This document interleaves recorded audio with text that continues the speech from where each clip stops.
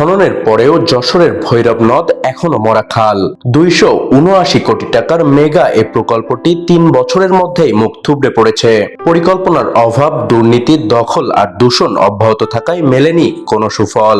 ভৈরব নদ বাঁচাতে ও জোয়ার ভাটা ফিরিয়ে আনতে 2016 সালে 272 কোটি টাকা বরাদ্দ দেওয়া হয়। পরে এক দফায় তা আরো বৃদ্ধি করে 279 কোটি টাকায় দাঁড়ায়। 5 বছর মেয়াদী প্রকল্পটি 9/6 এর মাধ্যমে 2022 সালে সমাপ্ত ঘোষণা করে কর্তৃপক্ষ, কিন্তু নদের নাব্য ফিরিয়ে আনা সম্ভব হয়নি এখনো।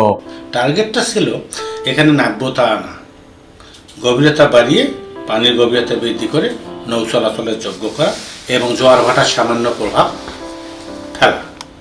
জোয়ার ভাটার প্রভাব এসেছে প্রায়, কিন্তু শহর থেকে মাত্র 3 কিলোমিটার দূরে এসে এর প্রভাবটা শেষ হয়ে গেছে।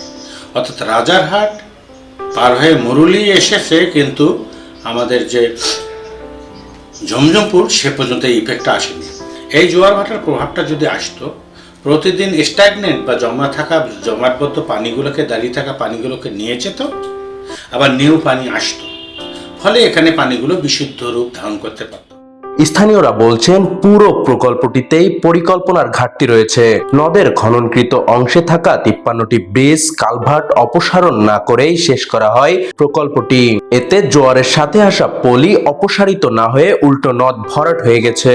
নদীগুলোতে বিভিন্ন বাঁধ, ভেড়ি বাঁধ বা কালভার্ট, পুল, ব্রিজ করে এই নদীর প্রবাহ দেশে বন্ধ করে, আর অপরিকল্পিত যে কলকারখানা সৃষ্টি আছে তার যে বর্জ্য, সেই বর্জ্য আজকে নদীতে ফেলা হচ্ছে, যার পরিপ্রেক্ষিতে আমাদের নদীতে স্নান করা, মাছ ধরা, নদীর পানি খাওয়া আমাদের সব আজকে বিলুপ্ত হয়ে গেছে। যশোরের অংশ অবৈধ দখলদারদের থেকে মুক্ত করা যাচ্ছিল না এবং এখানে মনে হয় মোট 10 বার কন্ট্রাক্টর চেঞ্জ হয়েছে। ভৈরব নদের সাথে আরও যে জীবন্ত করার জন্য যে চূড়ান্ত একটা পরিকল্পনা যে থাকা দরকার, সেই পরিকল্পনাটা মাথাভাঙা থেকে আমাদের অভয়নগর পর্যন্ত এই দীর্ঘ পথে যে সমস্ত বাধা আছে সমস্ত বাধা অপসারণ করা, তার ভিতরে মাথাভাঙা একটা, এবং এই পথে অপরিকল্পিতভাবে সংকুচিত যে ব্রিজগুলোর আছে, ব্রিজগুলোর সাথে নদী ছোট করে ফেলানোর জন্য, নদীকে চেপে ধরার জন্য, নদীকে হত্যা করার জন্য যা যা করার সেই ব্যবস্থাগুলো আগের থেকে অপরিকল্পিতভাবে ব্রিজ করার কারণে সেটা একটা বিষয়। দুর্নীতি, দখল, দূষণ আর পরিকল্পনার অভাবে মেগা এই প্রকল্পটি অল্প সময়েই মুখ থুবড়ে পড়েছে।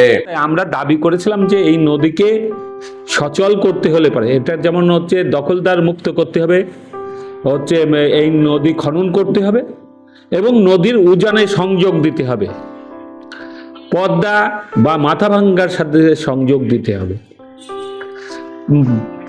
সরকারের একটি প্রকল্প হচ্ছে, সরকার গ্রহণ করেছে যে উজানে নদী সংযোগ দেবে, কিন্তু দুঃখজনক হলেও সেইটা হচ্ছে ফাইল বন্দী হয়ে আছে, তা বাস্তবায়ন হয়নি।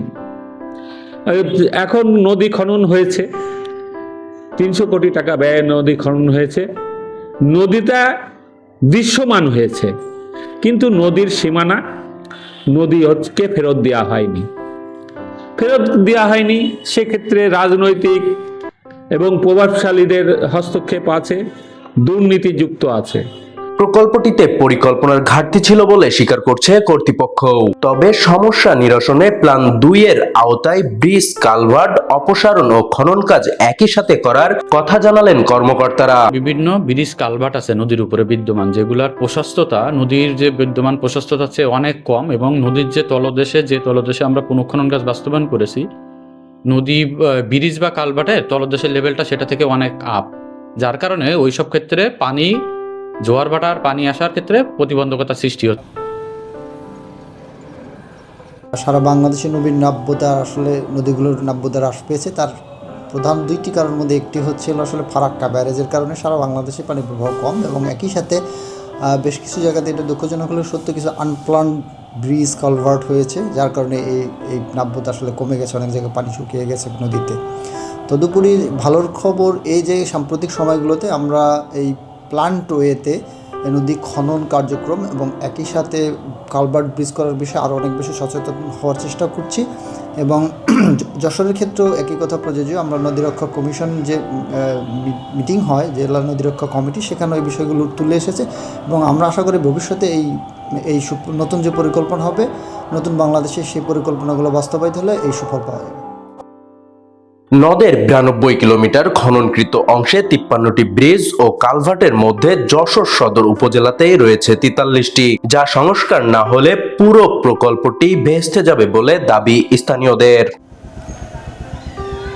সুবর্ণভূমি ডেস্ক, যশোর।